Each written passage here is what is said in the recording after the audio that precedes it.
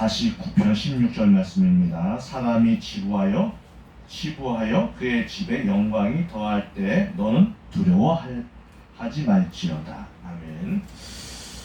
하나님의 사람은 악인의 번성으로 인해 낙심하지 말아야 합니다.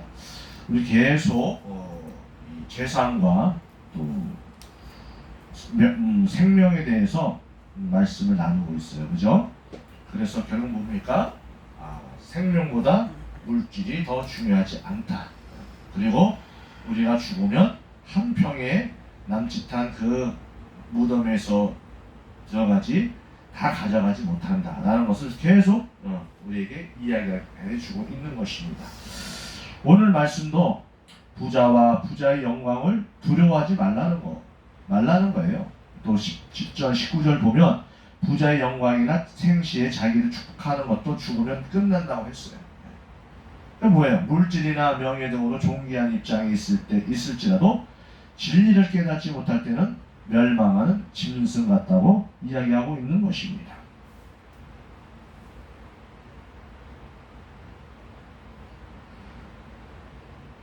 이 말씀은 많은 사람들의 착각을 지적하신 것입니다. 현대인들이 무슨 착각을 하고 있을까요? 첫째, 물질이라면 다라고 생각하여 치부를 최종 목적으로 삼는 것입니다. 과거에는 부자가 재물로 명예를 사려고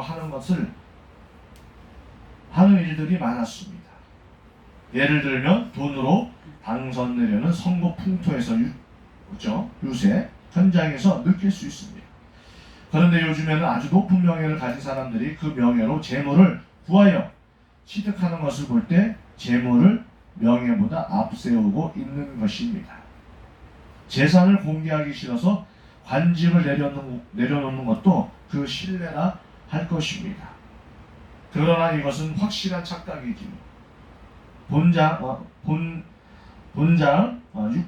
6절 7절 보면 재물을 의지하고 풍부함으로 자랑하는 자는 아무도 결코 그 형제를 구속하지 못한다고 하셨어요.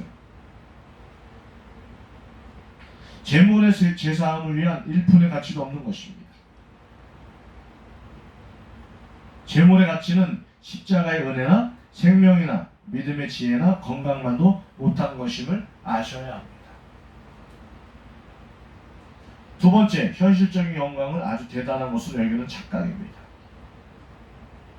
16절에서 성도는 악인이 그의 재물로 영광이 더할 때 두려워하지 말라고 하셨고, 또 18절에서 현실적 영광을 좋아하는 자들은 생시에 자기를 축하하며 스스로 좋게 하며 사람들의 칭찬을 받으려고 한다고 하였습니다.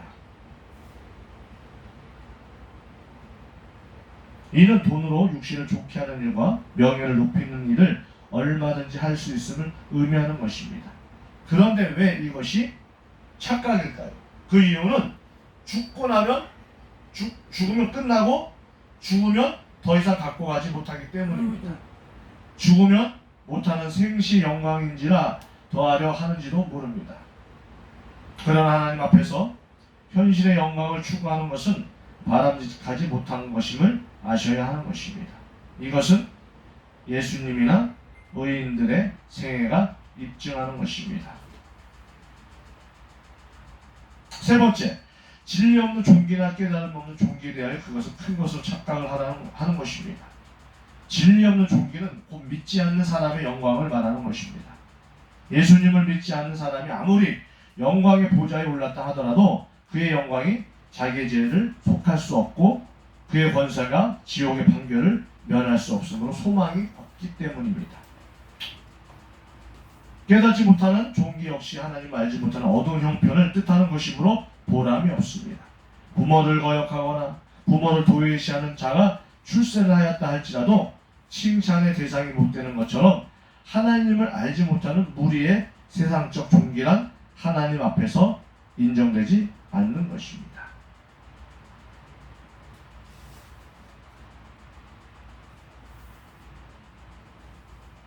그렇다면 왜 의인들에 있어서 악인들의 번성이 시험거리가 되는 것입니까? 그것은 넓은 역사적 안목을 갖지 못하기 때문입니다. 그때 현실 그 단면만 보기 때문입니다. 아삽은 잠시 시험에 들었지만 나중에 성소에 들어갈 때 악인의 번성으로 인해 시험에 들지 말아야 할 이유를 비로소 깨달았습니다. 그것이 무엇입니까? 73편 16절 19절을 보면 내가 어쩌면 이를 알까 하여 생각한즉 내게 심히 곤란하더니 하나님의 성소에 들어갈 때야 저희 결국을 내가 깨달았나이다. 주께서 참으로 저희를 미끄러운 곳에 두시며 파멸에 던지시니 저희가 어찌 그리 졸지에 황폐되었는가 놀람으로 전멸하였나이다. 즉 아삽은 악인들의 번성은 미끄러운 곳을 향하여 파멸에 던져지고 황폐화되고 전멸되는 전단계였다는 사실을 깨닫는 것입니다. 본 시인의 시인은 이 사실을 이미 알고 있었음이 분명합니다. 그래서 시인은 의인들을 향하여 악인들이 번성할 때 시험될 필요가 없다고 강조했던 것입니다. 그렇습니다. 악인들은 번성하는 것 같으나 순식간에 미끄러질 것입니다.